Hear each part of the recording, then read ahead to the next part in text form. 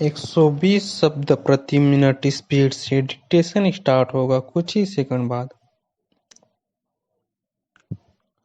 Start. अब मैं आपसे एक दूसरा और बड़ा कठिन सवाल पूछना चाहता हूँ, जो कि मेरे और मेरी सरकार के सामने सदा मौजूद रहता है। अगर मैं कहूँ तो हम लोग राजनीतिक दृष्टि से गांधी जी के सिद्धांतों के बीच जन्मे और पले हैं। यद्यपि हमने गांधी जी के विचारों को न तो अहिंसा के विषय में न अर्थशास्त्र के विषय में पूरी तरह ग्रहण किया, फिर भी हमने उनमें से बहुतों को ग्रहण किया तो जो हमारे देश के लिए उपयुक्त थे और हो सकता है संसार के लिए भी कुछ हद तक उपयुक्त हो। अब आप जरा ऐसे लोगों की कल्पना कीजिए कि जो सदा शांतिपूर्ण तरीकों को ग्रहण किए हुए अपनी स्वतंत्रता की लड़ाई लड़ते रहे हो।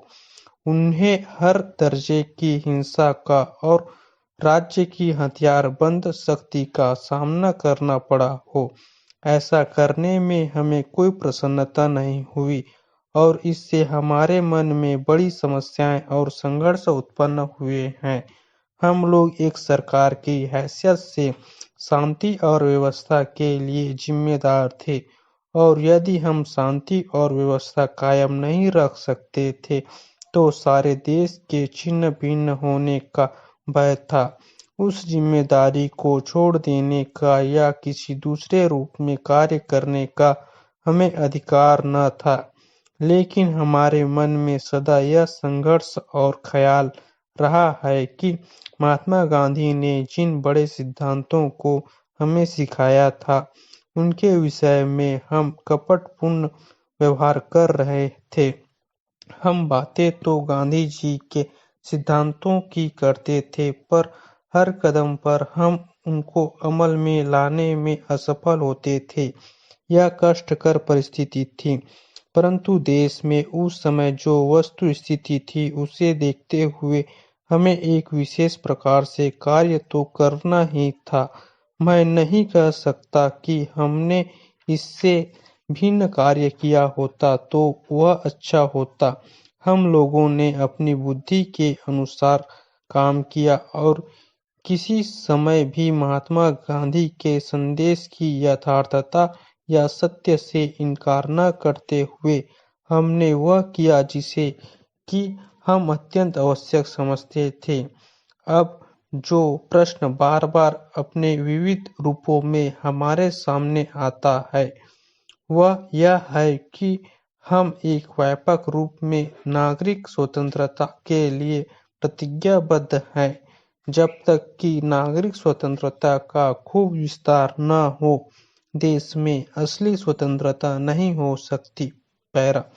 मैं एक और बात की ओर आपका ध्यान दिलाना चाहता हूँ।